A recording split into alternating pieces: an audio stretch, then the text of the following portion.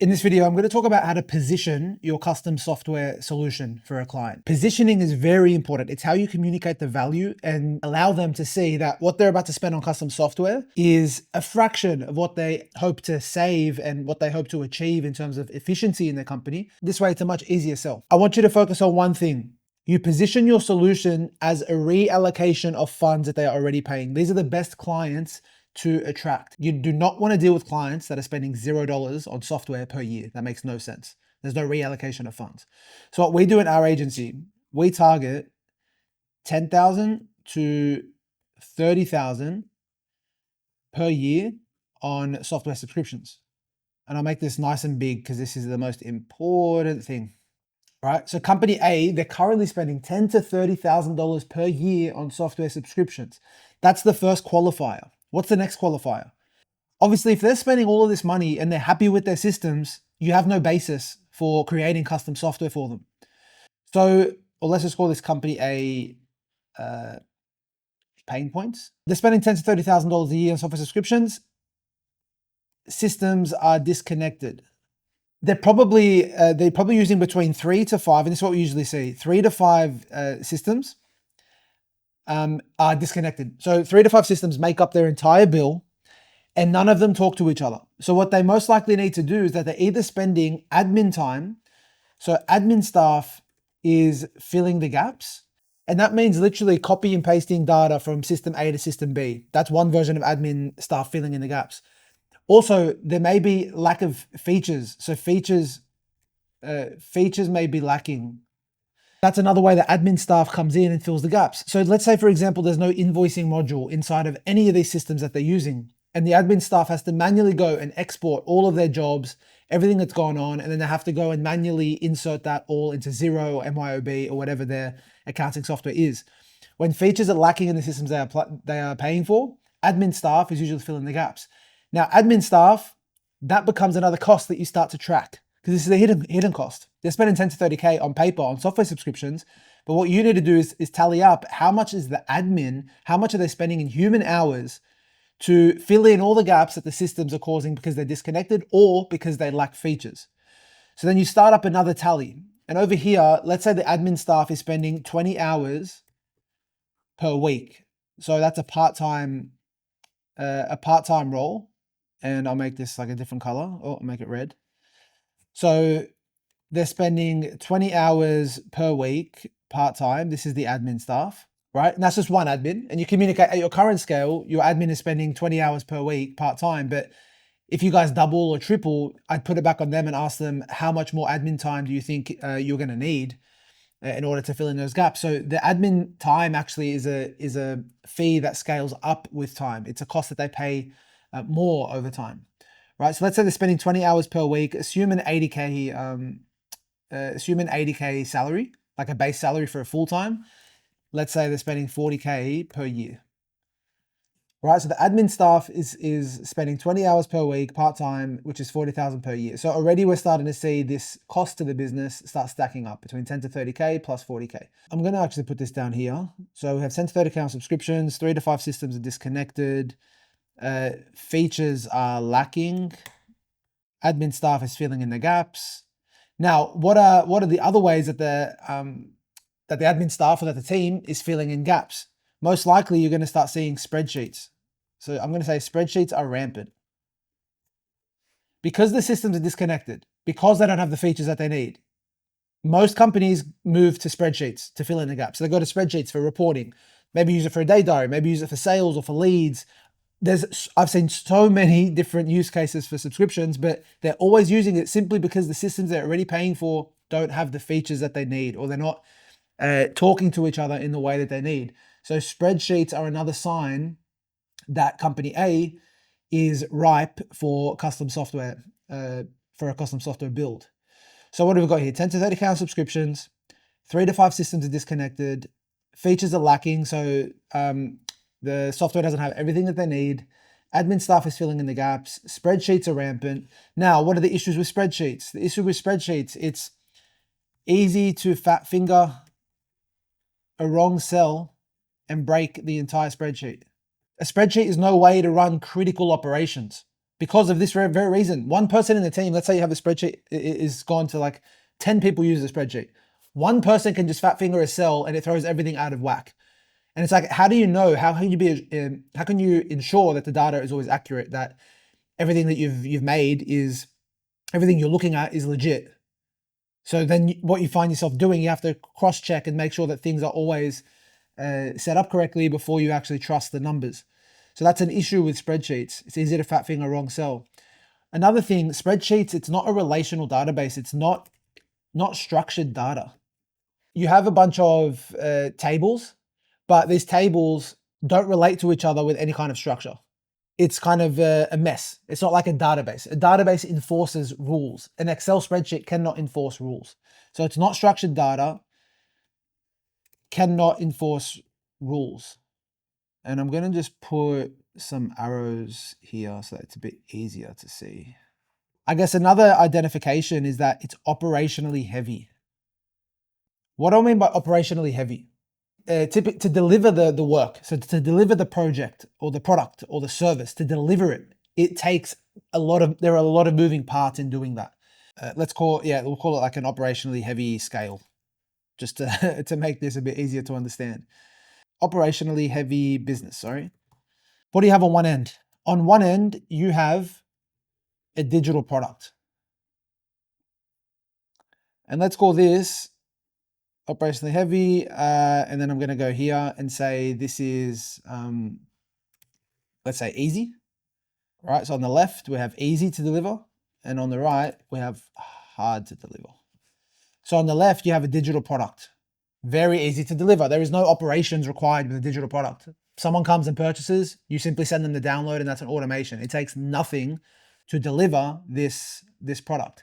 That's an example of a product. Now on the hard side, and this is a client that we're currently working with, property maintenance.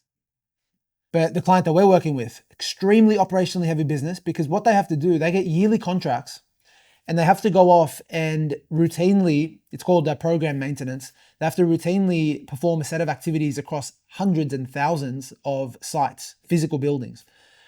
And so what they need to do is schedule in all of the tasks that need to be done. They need to assign field crews to that. Their field crews, sometimes internal employees, sometimes it's subcontractors, so external people to the company. They have to send these guys out on some kind of schedule to accomplish a whole set of activities and tasks, and then report back on the success of each of those tasks with photos, proof, documentation, and then kind of mark it all off as done. At the end of each month, they need to be doing compliance. They can't screw up compliance or else the operation just comes to a halt and they lose contracts. There are a ton of different variations that happen in any given job on any given month. And you can imagine across hundreds and thousands of sites, different buildings, this operation is extremely hard. So that comes into the operationally heavy side, hard side. So you obviously don't want to be building custom software for easy to operate companies. They're not going to see the value in what you're building. Also, they're likely not even spending 10 to 30K a year on software subscriptions. And they're also not spending 40K per year on admin staff. They're not running the risk of using spreadsheets and all this stuff, because to deliver this is extremely easy. But the property maintenance company, on the other hand, is an absolute nightmare to operate. And so you would argue, what is the cost of operating suboptimally for a property maintenance company? The cost is extremely high. And let's assume this company does $20 million a year in revenue. If something goes wrong here, if something is fat-fingered, if compliance doesn't go well, they can lose a big chunk of their revenue. And this to them is costing them tens of thousands, hundreds of thousands of dollars, if not millions. And this is not necessarily company pain points, but this is like, I would just call it criteria, qualification criteria. This is at least what we use in our business. So there's one more that is an incredibly important qualification criteria. And this subscription is kind of, the subscription cost is a proxy to it, but it's the revenue number. Or revenue and employees.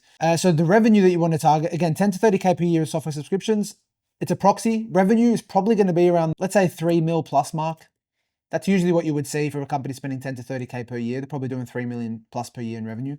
And another characteristic, obviously, with operationally heavy businesses, on the easy side, there's less employees, there's less complexity. On the hard side, there's more employees. So let's say they're doing 3+ million in revenue, and let's say they've got 20+ employees. And a key differentiator here is that the employees are needed to operate the business. They're not just kind of some marketing staff or some growth staff.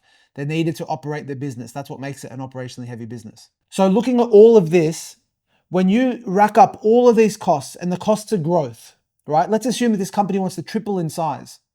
If they want to triple and go from 20 mil a year to 60 mil a year in 3 years, you really think they can put up with having this inefficiency, with operating in this way? Their cost for the admin staff is only going to rise. The dependency on spreadsheets is only going to increase. The software subscriptions, they're also going to increase with every seat that they get added into their business. Revenue's going up, employees going up.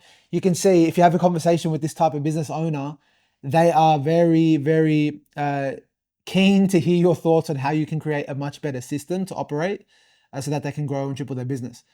So that's how I kind of position it. And now what is our solution to all of this, right? Our solution is a dream operating system.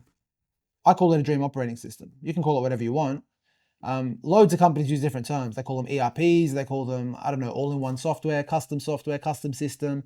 I call it a dream operating system. And the dream operating system, the whole point of this is that they're going to be able to solve all of the challenges on the left side. So let's go here. They can cancel all other subscriptions. Assuming that the dream operating system has all of the features and modules that they need, they can go off and cancel all the subscriptions because now the dream operating system handles them.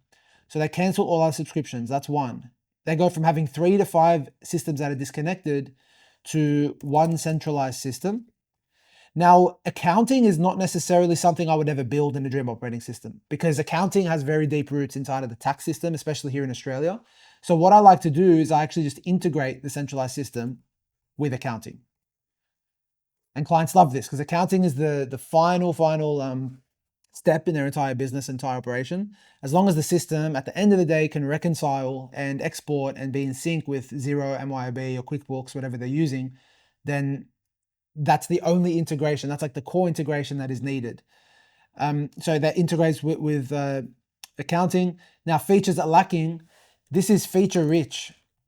We're able, because we're not depending on other third-party software, we're able to build out all the features and modules that this company wants. That's why I call it the dream operating system. It's going to have all of the dream features that they want, that could possibly want, all in one place. So it's feature rich, and I'll say everything they need in one place, right? Now, admin staff fill in the gaps. No, so admin is going to be admin time reduces radically, and trends towards 0. That's the ideal outcome from a dream operating system. Admin time is very minimal, if not 0. Most of the things can be automated at this point because it's all centralized, much easier to operate. Now, spreadsheets, no longer reliant on spreadsheets, which is pretty self-explanatory. So on the left, we've got the before state. On the right, we've got our solution. So I'm going to come up here and say positioning the solution, and I'll put this in green, and then I'm going to say current state up here. And then we can put nice. And that's pretty much it. This is how I communicate to our clients the value of what we do. And I hope that you can see now the current state going to how we position the solution. Now, in terms of pricing, how do you price this thing? Again, completely dependent on the client that you're working with. It's also dependent on their growth goals. What I want you to focus on, and I'll make another video on this with pricing, but price it for value. Don't price it based on hours or anything like that. Price it on value. What are you eliminating? You're eliminating 10 to 30K per year on subscriptions that they don't like using in perpetuity. That is no joke. You're eliminating potentially 40K per year in admin staff that's only going to scale up. What else are you eliminating? You're eliminating their lack of confidence in their systems. That is like it's not really a tangible value, but there is a big value to being, to having confidence in your systems. And so you cannot discount that either. So you factor all of those things into your price and into how you position your solution. I'll make another video on the pricing and how we actually set it up. But for something like this, 30K per year, 40K per year in admin, that's what, 70K per year there. And a bunch of growth goals that they have. I'll position a solution like this just from looking at these numbers. I'd position it around somewhere around 100K. In Australia, we charge GST on top of that, which is 10% mandatory. I would be looking at 100K plus GST solution. See, like if I showed the client 100K, if I didn't have all of this proof on the left, they'd be like, you're out of your mind. I'm not paying $100,000 plus GST. But if I then explain all of these things and look at 100K, like, you know what? That is a worthwhile investment to solve all of these issues. We'll cover how we break this down, how we price, how we do all this stuff, how we structure our deals, and all of that in a future video. So be sure to subscribe to the channel if you want to see that. And if you found this video valuable, please like it and leave any comments below. I'm happy to help. I have a free school community where we go through how we build custom software with AI. And then also have a pro community where we go through stuff like this, which is the business side of running a software agency. So if you're interested in either of those, links are both below. And I look forward to seeing you in the next video.